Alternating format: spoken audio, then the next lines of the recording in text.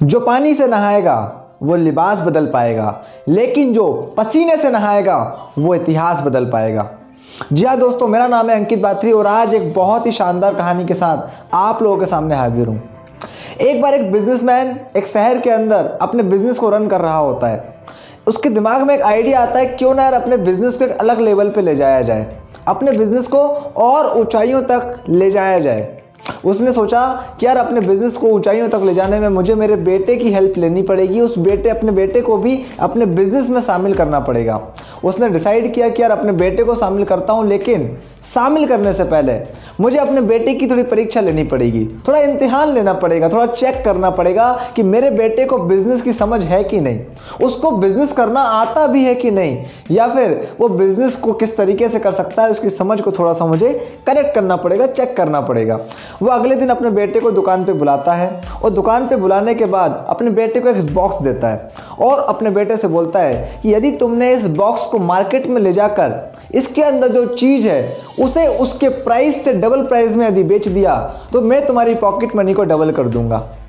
बेटा वही करता है, बॉक्स को लेकर मार्केट में लेकर जाता है और मार्केट में ले जाने के बाद उस बॉक्स को देखता है खोलकर, तो उसके अंदर गेहूं होते हैं।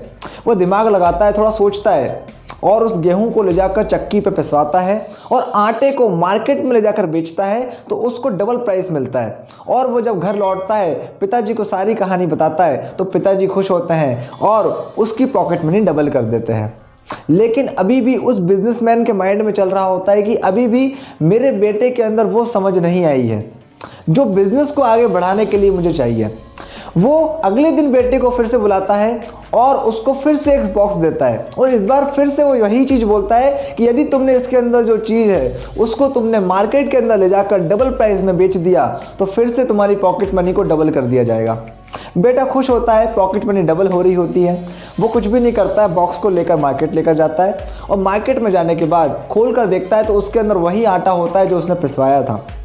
अब वो सोचता है, दिमाग लगाता है, बहुत सोचने के बाद, दिमाग लगाने के बाद वो आटे को लेकर बेकरी वाले के पास जाता है और आटे से ब्रेड बनवा लेता है और उस ब्रेड को मार्केट में ले जाकर बेचता है तो उसको डबल प्राइस मिल जाता है।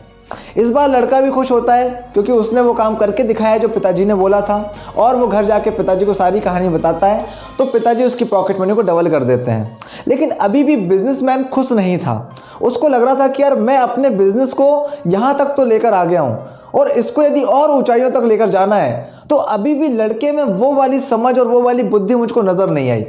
वो वापस से अगले दिन अपने बेटे को बुलाता है और बुलाने के बाद इस बार उसको वो बोलता है कि मैं तुमको ब्रेड इस बार में दे रहा हूँ, मैं तुमको ब्रेड दे रहा हूँ और तुम इस ब्रेड को मार्केट में लेकर जाओ और उसको इसके डबल प्राइस के अंदर बेच कर आओ, इसका डबल प्राइस इसका मिलना चाहिए तुमको।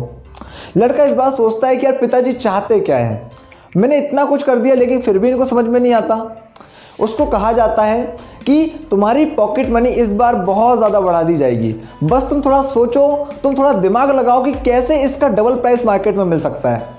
लड़का सोचता है, लड़का दिमाग लगाता है और ब्रेड को फिर से बेकरी वाले के पास लेकर जाता है और उस ब्रेड से वो केक बनवा लेता है और केक को ले जाकर मार्केट में बेचता है। शाम को घर आता है, पिताजी को सारी कहानी बताता है। इस बार पिताजी बहुत खुश होते हैं और वो उसकी पॉकेट मनी बढ़ा देते हैं और अब बिजनेसमैन को ये लगने लगता है कि हाँ, लड़के के अंदर अब वो वाली समझ आ चुकी है, वो वाला दिमाग आ चुका है जो चाहिए इस बिजनेस को आगे बढ़ाने के लिए। ये छोटी सी कहानी एक बहुत बड़ी सीख हमको देती है, हमें सिखाती है कि इस जीवन के अंदर हमारे अंदर की जो क्वालिटीज़ हैं वो हमारी एक्चुअल वैल्यू है।